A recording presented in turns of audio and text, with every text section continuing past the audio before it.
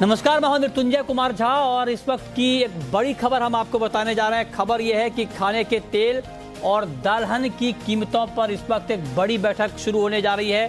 कृषि भवन में ये बैठक कुछ ही देर में शुरू होगी। बैठक का क्या एजेंडा है, क्या बातचीत होगी तेल कीमतों और दाल कीमतों को लेकर, इस पर एक्सक्लूसिव जानकारी के साथ जी मीडिया संवाददाता अमरीश पांडे इस वक्त हमारे साथ जुड़े हैं। अमरीश, क्या अपडेट है, ये बैठक क्यों हो रही है? मृत्युंजय, अभी ये बैठक शुरू हो चुकी है। बैठक कृषि भवन में हो रही है। इसके अलावा अंतर मंत्रालयी बैठक है, आईएमजी की बैठक है ये। इसमें सभी संबंधित मंत्रालयों के अधिकारी और कुछ मंत्री भी शामिल हैं, सेक्रेटरी सारे विभागों के शामिल हैं। और ये बताया जा रहा है कि एसेंशियल कमोडिटीज़ को लेकर ये बैठक है। उनके प्राइसेस में कमी का जो ट्रेंड है वो, और आगे इनमें से किसी भी संबंधित कमोडिटी को लेकर क्या किसी तरह की ड्यूटी कट या राहत की ज़रूरत है, इन सब बातों पर चर्चा होगी। ये बैठक अभी कृषि भवन में शुरू हो चुकी है। इसके अलावा जो दूसरी सबसे बड़ी अहम चीज़ है इसमें यह है कि जो पोर्टल्स पिछले दिनों बनाए गए थे दलहन और तिलहन को लेकर, इनका क्या अपडेट है, अभी तक क्या स्टॉक लिमिट वगैरह लगी है नहीं लगी है, इन सारी चीज़ों पे एक ओवरऑल चर्चा होनी है लेकिन सबसे अहम बात यह है कि इन्फ्लेशन को कंट्रोल करने के लिए ये बैठक है और इसमें ये ज़रूर चर्चा होगी कि क्या किसी भी कमोडिटी को जो एसेंशियल श्रेणी में है उनमें से किसी पर भी ड्यूटी की कमी की ज़रूरत है या नहीं। सबसे अहम चर्चा यही इसमें होनी है। अभी हमने फूड सेक्रेटरी से बातचीत भी की थी, तो बातचीत में उन्होंने ये बताया कि आने वाले दिनों में हमें खाने के तेलों की कीमतों में और कमी दिखेगी। फिलहाल अगर माने तो अलग अलग तरीके के तेलों में लगभग 7 से 24 रुपए की कमी देखी गई है। अच्छा। और अभी जो आईएमजी की बैठक है उनमें भी दाल और तेल, इन दो मुख्य विषयों पर चर्चा होनी है, ऐसा उन्होंने हमें बताया है एक्सक्लूसिव। अच्छा, तो आप कह रहे हैं कि दाल और तेल ये मेन मुद्दा है इस बैठक का कि कीमतों को कैसे काबू में रखा जाए। तो अमरीश, आप बहुत महत्वपूर्ण जानकारी दे रहे हैं कि ड्यूटी के ऊपर भी चर्चा होगी कि क्या ड्यूटी में और कटौती की ज़रूरत है क्या। तो आप जरा बताएं कि जो बात आपने कही कि सरकार इस बात को मानती है कि दाम कुछ कम हुई है, कि कीमतें कुछ कम हुई हैं, तो क्या सरकार जितनी कीमतें कम हुई हैं तेलों की इससे संतुष्ट है, या सरकार को ये लगता है कि और ज़्यादा कीमतें कम होनी चाहिए और उसके लिए कुछ अतिरिक्त प्रयास किए जाएंगे? जी बिल्कुल, आईएमजी में चर्चा का ये विषय ज़रूर है कि अभी तक जितने भी स्टेप्स उठाए गए थे, जो सेंटर ने उठाए थे, उनमें कई तरीके की ड्यूटी कट, सेस में छूट, ये सारी चीज़ें शामिल थी। बावजूद उसके जितनी उम्मीद सरकार को थी उतना जो राहत है दामों में नहीं दिखी है। तो ऐसे में और क्या क्या स्टेप्स लिए जा सकते हैं, साथ ही राज्यों को किस तरह से इसमें शामिल किया जा सकता है, इन दोनों मुख्य विषयों पर ज़रूर चर्चा होगी। इसके अलावा कुछ ड्यूटी कट ज़रूर इसमें हमको देखा जा सकता है। इस मीटिंग के बाद हम एक अपडेट ज़रूर लेंगे इसमें, और हमको ये उम्मीद है कि किसी न किसी एसेंशियल कमोडिटी को लेकर ड्यूटी कट जैसी कोई जानकारी जरूर मिलेगी। लेकिन कीमतों में कमी सरकार की जो उम्मीद थी, जितनी उम्मीद थी उससे उस रास्ते पर नहीं है। तो सरकार ये जरूर इसमें देखेगी कि आगे किस तरह की राहत और देखी जा सकती है। लेकिन ट्रेंड मॉनिटर लगातार हो रहा है। हाँ, तो आप कह रहे हैं कि मॉनिटरिंग लगातार हो रही है। अमरीश, एक बात आप और बताएं, क्योंकि खाने के तेल पर सरकार ने बहुत सारे कदम उठाए हैं और उसका इम्पैक्ट भी दिखा है। ये अलग बात है कि अभी भी दाम थोड़े ऊपर ही है, लेकिन ठीक है, कीमतों में कमी शुरू हुई है। क्या दालों को लेकर कुछ खास होने वाला है क्या? क्योंकि दालों को लेकर के भी बातचीत हो रही थी कि उसको लेकर के भी कुछ आगे सरकार के अंदर बातचीत चल रही है, चर्चा हो रही है। दाल पर कुछ अलग फैसला ड्यूटी को लेकर या कुछ और? देखिए, दाल को लेकर ड्यूटी को कट जैसा कोई फैसला आएगा नहीं, ये तो हम निश्चित तौर पर नहीं कह सकते हैं। लेकिन दालों को लेकर चर्चा ज़रूर है, क्योंकि पोर्टल पर जितने भी दालों का ट्रेंड लगातार देखा गया था, उनमें कुछ दालें ऐसी जिनके प्राइसेस में बिल्कुल चेंज नहीं है। ऐसे में उड़द और मसूर जैसी जो दालें हैं, इनके प्राइसेस में बिल्कुल चेंज नहीं है। अरहर, चना जैसी दालों का प्राइस थोड़ा बहुत कमी देखने को मिली है। तो इनको लेकर चर्चा ज़रूर है कि क्या इनमें किसी तरीके का ड्यूटी कट या कोई और स्टॉक लिमिट या कोई और तरीका इनमें हो सकता है, या राज्यों से किसी डिस्कशन में वो पहुंचे। इसमें किस तरह से इसको शामिल किया जा सकता है, किस तरह से इसमें कमी और की जा सकती है, इसको लेकर चर्चा हुई। कुल मिला के मोटे हिसाब से देखें तो महंगाई को कंट्रोल में रखने को लेकर और एसेंशियल कमोडिटीज जिनकी प्राइसेस हर आदमी को इम्पैक्ट करती हैं, उसकी प्राइसेस को, उसकी कमी को लेकर ये चर्चा होनी है। जी ठीक है, तो देखिए, मतलब अमरीश ने बहुत महत्वपूर्ण खबर दी है कि ये बैठक चल रही है और जो ऑयल मार्केट को लेकर अभी क्या कुछ करने की गुंजाइश सरकार के पास है, ये बताने के लिए हमारे साथ दो और एक्सपर्ट जुड़े हैं। बीबी मेहता हैं, सी के ईडी, और हमारे साथ सुधाकर देसाई जुड़े हैं, प्रेसिडेंट हैं IBPA के, और विजय डाटा हैं, MD हैं विजय सॉल्वेक्स के।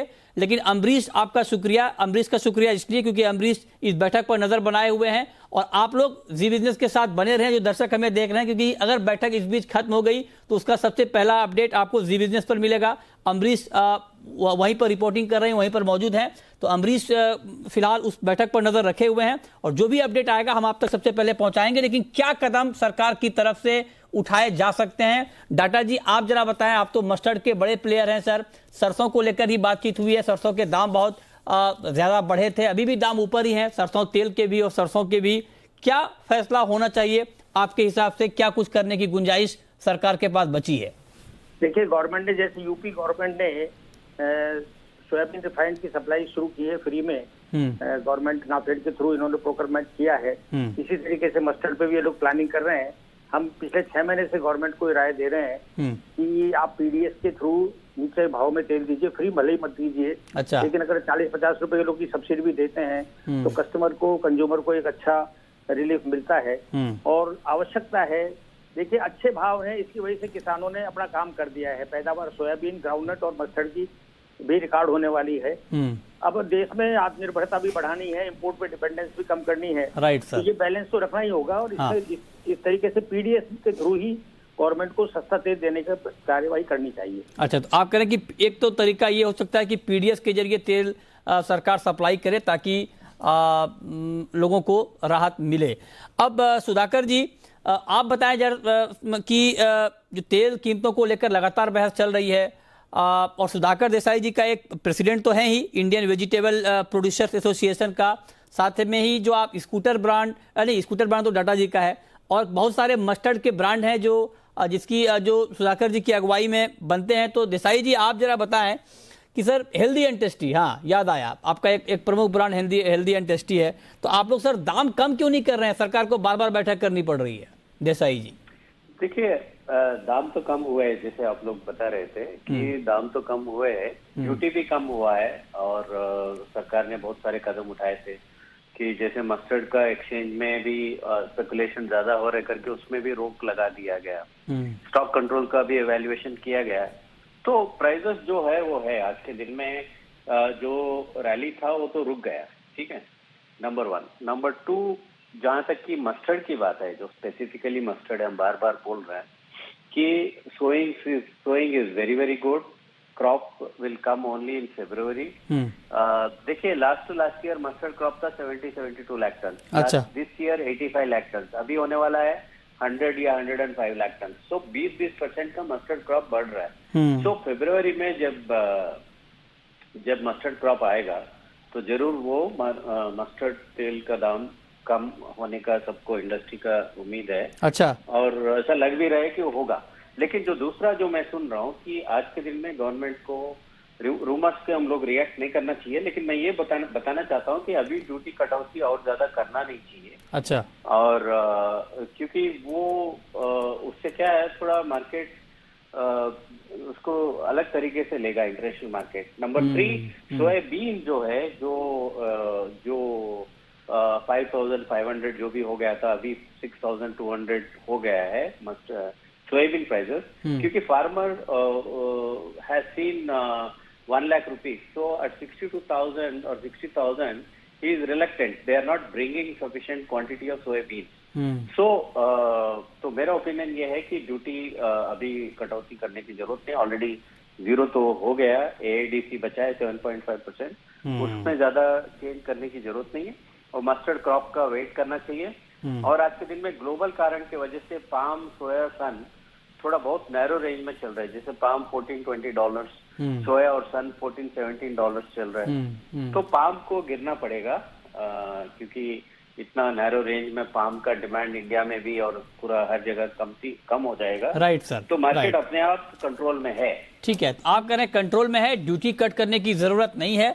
और जो बात आपने मस्टर्ड का जिक्र किया, तो मस्टर्ड की बुआई की जो अब तक की रिपोर्ट आई है वो बहुत ही शानदार रिपोर्ट है। 30% से ज्यादा सरसों की बुआई बढ़ने की खबर आ रही है और अब तक 65 लाख से ज्यादा हेक्टेयर में सरसों की खेती हो चुकी है, बुआई हो चुकी है। सरकार का टारगेट है 75 लाख टन के आसपास का और उत्पादन का टारगेट है करीब करीब 122 लाख टन का, जो कि पिछले साल के मुकाबले करीब 20 से 21 लाख टन ज्यादा है। अगर मैं आपसे पूछूं डाटा जी कि अगर सरकार का ये टारगेट पूरा हो जाता है, बुआई का भी प्रोडक्शन का भी, तब प्राइस क्या होगा मस्टर्ड का नेक्स्ट सीजन में? मैं दावे से कह सकता हूं कि सरसों को जो भाव है वो 120-25 रुपए किलो हो जाएंगे आराम से। अच्छा। जब सीजन पे फसल का दबाव आएगा, क्योंकि 20% जिस तरीके से ग्रोथ है मतलब पैदावार में, तो सीजन पे किसान, क्योंकि ये तेल की क्रॉप है, सोयाबीन क्या है मील की क्रॉप है, और मील में तेजी आ जाती है और वो विदेशों पे इंपोर्ट नहीं होती है, लेकिन तेल इंपोर्ट हो जाता है। इसलिए मस्टर्ड ऑयल के दाम सोयाबीन और इन तेलों के दाम के बराबर ही आ जाएंगे। और 120-25 रुपए किलो जब सरसों का अराइवल का प्रेशर आएगा तो 120-25 रुपए किलो आराम से हो जाएगा। 120-25 रुपए किलो आप कह रहे हैं सर, सरसों तेल का भाव आ जाएगा। अभी क्या रेट चल रहा है सर सरसों तेल का? अभी सरसों तेल का दाम होलसेल में 170 रुपए किलो है। और रिटेल में सर? रिटेल तो डिपेंड करता है क्या भाव रिटेलर बेचते होंगे, 190-200 रुपए के करीब। 190-200 रुपए। तो ये जो आप 120-25 बता रहे हैं, ये रिटेल के दाम बता रहे हैं या होलसेल के? नहीं, होलसेल के दाम बता रहे हैं। और रिटेल में क्या हो जाएगा सर फिर? नहीं देखिए, 1 लीटर जो होता है ना वो 910 ग्राम का होता है। अच्छा। मार्केट में जनरली लीटर बिकता है, हाँ, तो 130-40 रुपए लीटर की बोतल आराम से मिल जानी चाहिए। मतलब ये आप कह रहे हैं कि फरवरी तक 50 रुपए प्रति लीटर सरसों तेल के दाम कम हो सकते हैं, राइट सर? जी हाँ, आई एम श्योर। चलिए, आपके मुंह में घी शक्कर सर, कंज्यूमर के लिए अच्छी बात बता रहे हैं आप लोग कि 50 रुपए सरसों तेल के दाम प्रति लीटर जब नई क्रॉप आ जाएगी फरवरी में तब दाम कम हो सकते हैं। उसके पीछे की वजह आप देख पा रहे हैं, साइड स्क्रीन पर हम आपको दिखा रहे हैं कि कितनी बुआई हो रही है सरसों की, बहुत, और बुआई इतनी हो रही है कि सीड के लिए मारामारी हो रही है। जो किसान हैं जो जब सरसों की बुआई करने जा रहे हैं तो वो महंगे भाव पर सीड खरीद कर सरसों की बुआई कर रहे हैं, और इसका साइड इफेक्ट ये है कि बाकी कई जो मसाले की क्रॉप है उसकी खेती कम हो गई है, जीरे की बुआई कम हो गई है, ऐसी भी रिपोर्ट्स आ रही हैं। तो अब जरा ये बताएं देसाई जी, आप, मतलब मैं आपसे ये पूछ रहा हूं कि क्या आप इस बात से सहमत हैं कि इस बार सरसों उत्पादन का पिछला सारा रिकॉर्ड तोड़ देगा? हाँ, जरूर तोड़ेगा, जरूर है, क्योंकि रेपसीड प्राइसेस अगर आप देखेंगे मई के बाद से, जब दिस ईयर मई अराइवल के बाद अच्छा प्राइस मिला फार्मर्स को। ऐसा नहीं है कि कोई मिडिलमैन को मिला, फार्मर को ही मिला अच्छा प्राइस। लगातार 7,000 रुपीज से अपवर्ड्स आज के दिन में 86,000 चल रहा है, 8,600 चल रहा है। सो फार्मर को काफी बेनिफिट मिला। अगर आप देखेंगे कि आज के दिन में मस्टर्ड का जो इनकम है, this is even much better than rice, much better than wheat, I think much better than commercial crop छोड़ के, प्रोबेबली वेजिटेबल्स छोड़ के, ये सबसे ज्यादा प्रॉफिटेबल क्रॉप है। So no wonder that the farmer is moving towards very good record crop of mustard. हाँ जी। ओके, डाटा जी, आपका अपना अनुमान क्या है सर?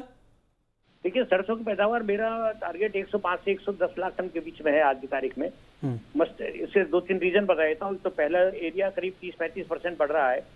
दूसरा, वेदर मैंने पिछले 20-30 सालों में इतना अच्छा कभी नहीं देखा। सोइंग के टाइम से ही करीब 20-25 दिन इस साल सर्दी के ज्यादा मिलने वाले हैं, क्योंकि एक तो लेट बारिश होती रही है, दूसरे पहाड़ों में बर्फ जल्दी गिरनी शुरू हो गई है 15-20-25 दिन पहले। तो वेदर बहुत ही फेवरेबल है, पेड़ बहुत अच्छा मजबूत खड़ा हो रहा है, और इसकी ग्रोथ इसी तरीके से चलती रही तो आराम से 30% के करीब रिकवरी बढ़ने वाली है। तो 105 से 110 लाख टन सरसों की पैदावार होगी। अच्छा। तो लास्ट ईयर 85 थी।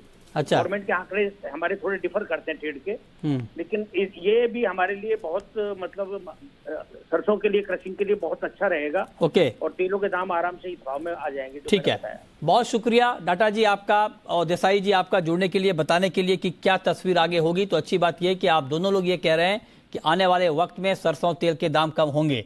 लेकिन अब वीरेन वकील जी, चूंकि आप भी ऑयल कॉम्प्लेक्स को देखते हैं, ना तो सरसों बचा है अभी फ्यूचर ट्रेडिंग में, अब सरसों तेल तो पहले से नहीं है, तो जो है सोयाबीन और सोया तेल, वहां पर अभी क्या करना चाहिए सर ट्रेडिंग के पॉइंट ऑफ व्यू से वीरेन जी? सोयाबीन में मैं बुलिश, बट काफी ओवर हीटिंग आ गया। तो अब व्यू नहीं दिख रहा है इसमें। अब सीपीओ में दिख रहा है, दिसंबर सीपीओ 1110-15 के आसपास बाई किया जा सकता है। 1150 के टारगेट, 1093 का स्टॉप लॉस। अच्छा, आपकी कॉल भाविक जी? ऑयल कॉम्प्लेक्स पर? जी, ऑयल कॉम्प्लेक्स में मैं भी सीपीओ में बाय ऑन डिप्स की स्ट्रेटेजी रखूंगा कि जहां पे 1100 से 1110 के करीब आता है तो वहां से बाय कर सकते हैं 1090 के स्टॉप लॉस से, और टारगेट रख सकते हैं 1140 का।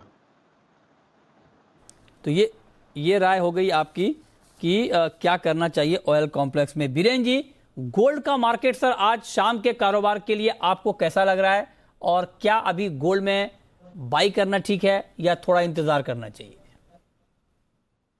थोड़ा इंतजार करना चाहिए। ये वीक काफी डेटा है, कल मार्केट बंद भी है थैंक्स गिविंग के हिसाब से, तो बेटर है कि हॉलीडे देखते हुए अवॉइड करें, या तो शार्प डीप्स आए तो जरूर बाय करें।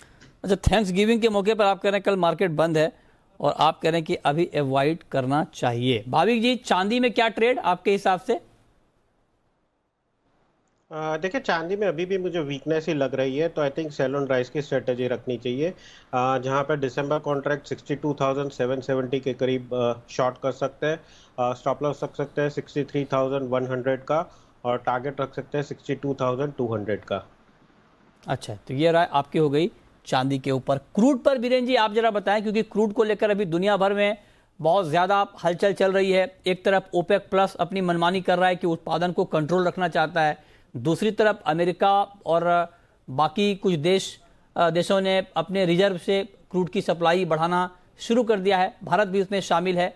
तो ऐसे में क्रूड का प्राइस होगा क्या सर? ये बहुत सालों के बाद जो वेस्ट का ऑयल एम्बार्गो आया था 1970 के, उसके बाद ये सेकंड टाइम ये इतना बड़ा कदम आया है कि जब जापान, ऑस्ट्रेलिया, इंडिया और इवन चाइना भी इसमें शायद शामिल होगा स्ट्रेटेजिक ऑयल सेल में।